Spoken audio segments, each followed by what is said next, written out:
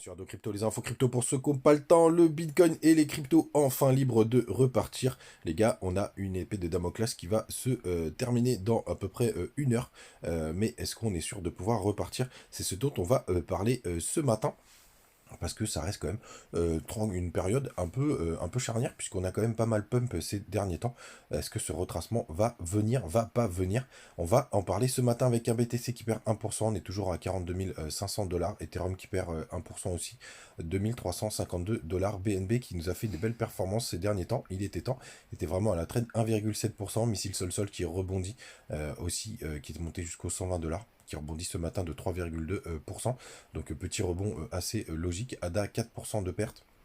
On a aussi des contre-pertes du côté de Link qui perd quasiment 6%, donc qui prend 2% ce matin. BCH 7%, NIR qui perd 7%. Bref, ça respire pas mal. Allez, on descend jusqu'à Phil qui prend 4,5% et obligé de parler de Casse qui prend 20% ce matin. C'est la seule grosse performance de ce top 50. Les gars, du côté du daily du BTC, il est où mon daily? Il est là. On voit très bien ce range qui se forme. Et vous avez aussi le système Ishimoku. Si ça veut bien s'afficher, voilà, merci.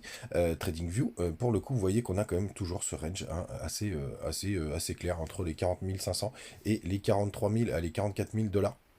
On est en plein milieu du range, on est entre la Tenkan et la Kinjun. Donc la Tenkan, c'est le petit trait bleu que vous avez juste ici, et la Kinjun, c'est l'autre courbe que vous avez juste là avec le système Ishimoku.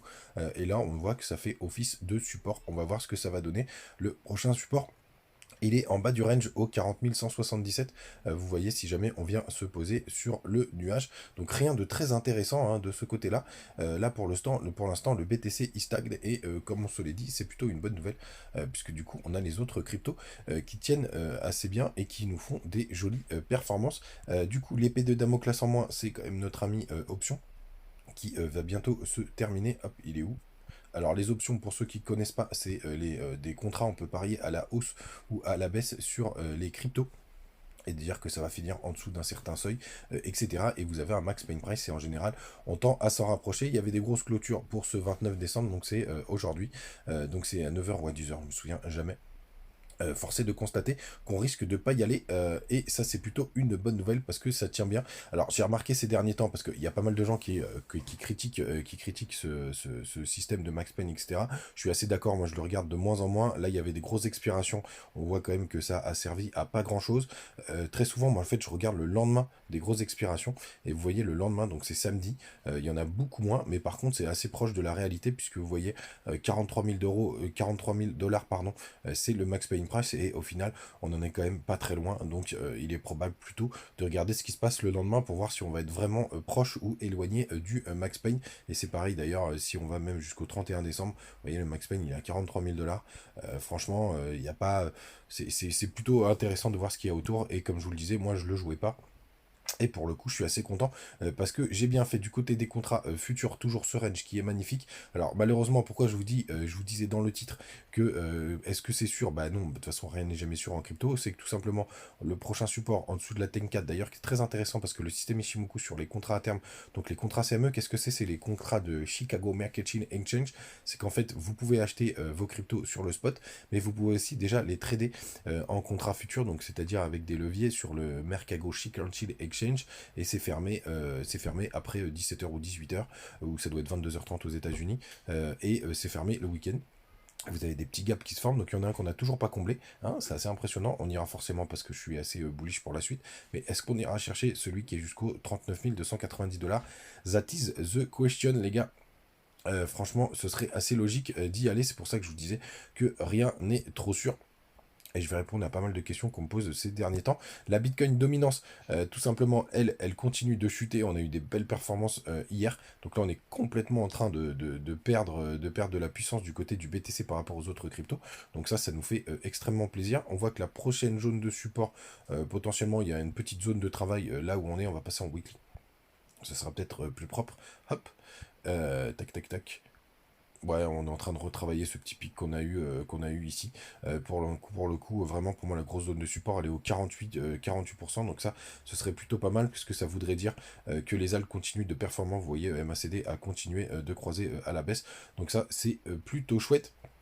Pour les altcoins. Les altcoins, justement, bon, on en parle juste après. Je fais quand même un petit tour. Donc, il y a quand même eu 180 millions de personnes qui se sont fait liquider, donc qui ont parié sur les contrats futurs et qui se sont fait éclater la gueule. C'est pas mal, hein, quand même, 180 millions quand on voit juste le peu de volatilité qu'il y a sur BTC. Ça veut dire que c'est plutôt éclaté sur les alts. Les funding rates, donc ça, c'est vous payez pour être en long. On voit quand même que c'est encore très, très, très élevé, hein, pour équilibrer le cours avec le BTC.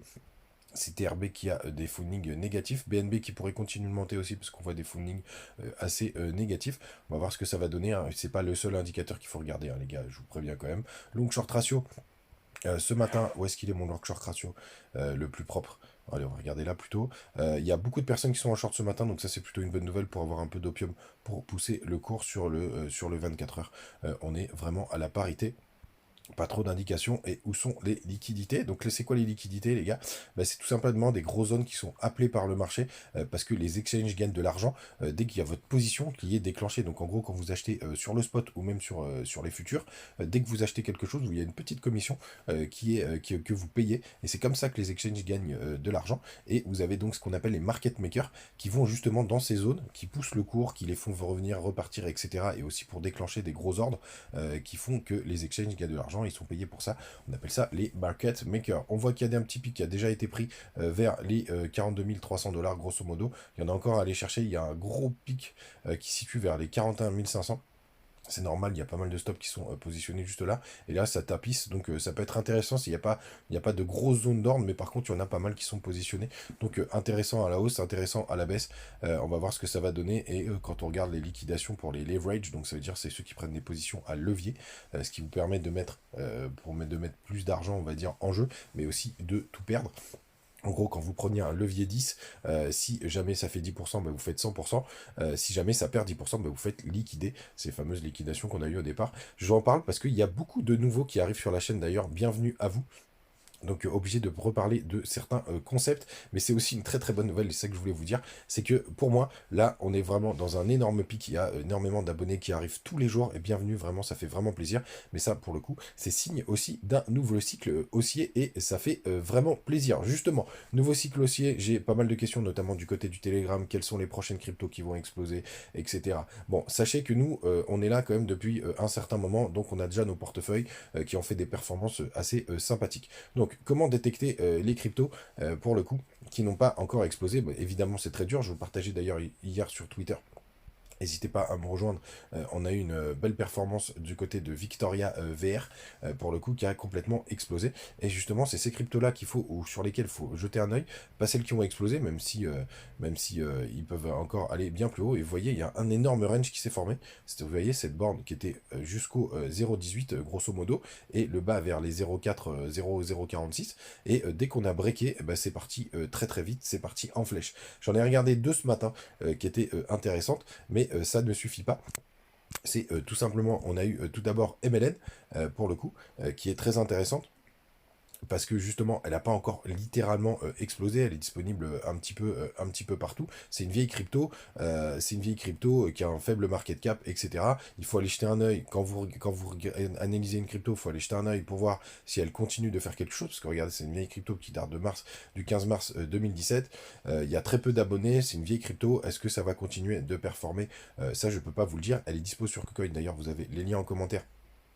Si jamais vous rentrez sur le marché crypto ou si vous vous intéressez, c'est un exchange qui est plutôt sympathique avec plein de petites pépites.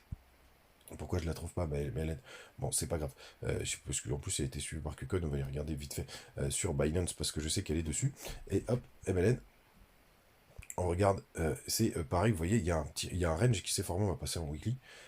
Et on l'a à peine breaké, et ça c'est assez intéressant. Est-ce qu'elle va repartir? Bien évidemment, après il y a du fondamental. En plus, regardez ça, c'est très joli, vous avez une épaule, tête, épaule inversée, donc ça c'est une figure assez bullish. D'ailleurs, on a pas mal pumpé, mais il y a très peu de liquidité. Donc est-ce que c'est la prochaine crypto qui va exploser?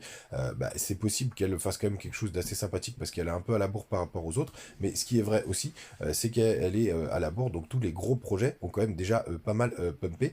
Il y a un x10 à aller chercher par rapport à son ATH. Donc, est-ce que c'est la crypto qui va exploser? Ben là, on rentre dans le fondamental. On peut en prendre une autre, justement, qui est, je trouvais, intéressante parce qu'elle elle est à la bourre, mais elle a quelque chose de très problématique, c'est sa tokenomics, et ça j'aurais bien aimé qu'on me l'explique quand je suis rentré. Donc c'est une crypto qui est très récente, mais regardez, il n'y a que 22% des tokens qui sont en circulation, ça veut dire qu'il va y avoir une énorme inflation, et pourtant elle a une gueule qui est pas mal. Alors cette fois-ci, celle-ci, je sais, normalement elle est bien sur KuCoin, hop, hook, elle est où? Bah alors, bon, c'est un gros fail hein, ce matin, c'est pas grave, on va retourner du côté de Binance, parce que pour le coup, ça c'est sûr, elle est sur Binance parce que c'est là où je l'ai pisté ce matin. Et vous voyez, hop, pareil, elle a une charte graphique qui est très intéressante parce qu'on a pas mal latéralisé. C'est une crypto récente qui pourrait nous faire pas mal de belles choses. Mais pour le coup, vous avez cette problématique de l'inflation qui pose problème. Les gars, vous savez tout. N'hésitez pas à me laisser vos commentaires et des petites crypto pépites que vous voulez analyser. Vous avez les liens du côté de KuCoin, de BitGet et de BingX si jamais vous voulez rentrer sur le marché crypto. Faites quand même attention à vous, restez prudent. Est-ce que c'est le moment de rentrer? Ben ça, c'est vous qui devez le définir sur du long terme. Bien évidemment, il peut se passer des belles choses, mais sachez qu'il y a beaucoup de personnes qui ont pas mal performé, surtout ceux-là qui sont depuis un petit moment. Mais si on a un bull run, comme d'habitude, qui pourrait exploser à la hausse, il faut que vous soyez prêt à prendre même jusqu'à des moins 50%. Mais normalement, sur allez, sur un horizon 2 ans, allez, 1 an même, vous devriez être en positif. Toujours pas de conseils en investissement, les gars. Passez une très bonne journée. Ciao!